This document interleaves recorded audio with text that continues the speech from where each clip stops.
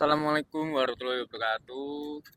Kita dari kelompok 5. Di sini kita akan membuat sebuah podcast. Ya, tapi pertama-tama mungkin kita perkenalan dulu dari sebelah kiri saya dulu. Perkenalkan, nama saya Muhammad Akram Bakri, NPM 515, Prodi Manajemen. Saya Muhammad Ramdan Luka Alvarezi, NPM 335, Prodi Manajemen. Saya Nikita Putri Skrodia dengan NPM 230, Prodi Akuntansi. Perkenalkan, saya Dimas Rosid, NPM akhir 190 dari Prodi DKV.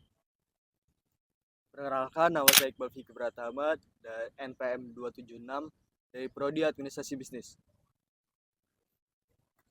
Perkenalkan, nama saya Adinda Putri, biasa dipanggil Ara. Saya dari Prodi Ilmu Komunikasi dengan nomor NPM 385.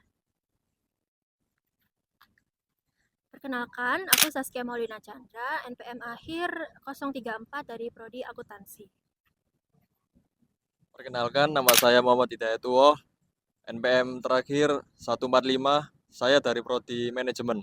Oke guys, di sini kembali lagi bersama kita ya, podcast yang apa adanya.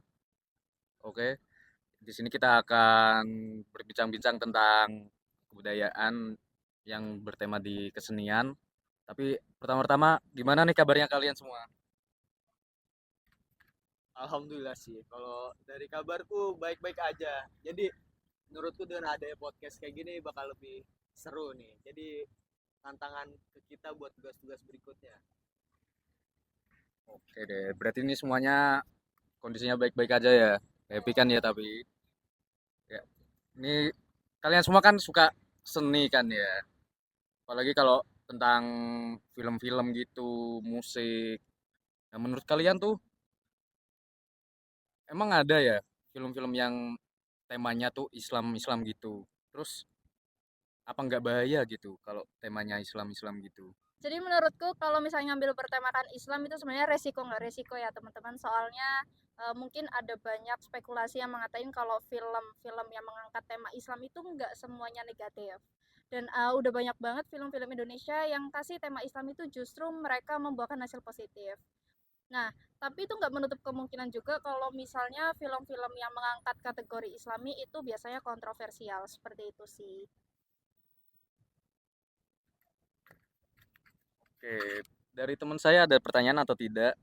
Boleh deh, coba. Oke. Terus menurut kamu itu gimana sih kamu mengkategorikan kalau itu termasuk film-film Islami? Ciri-cirinya tuh kayak apa gitu?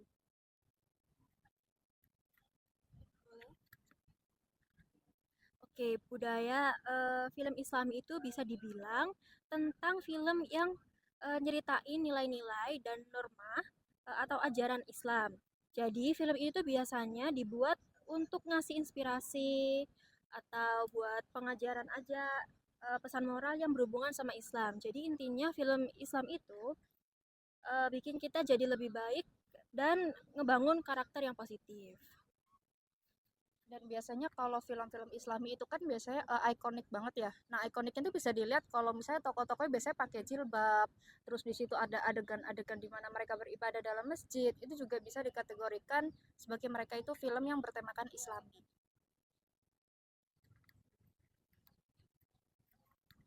Nah, aku mau tanya nih, kalau film-film yang kategorinya Islam nih, apakah penontonnya cuma boleh Islam doang atau gimana ya?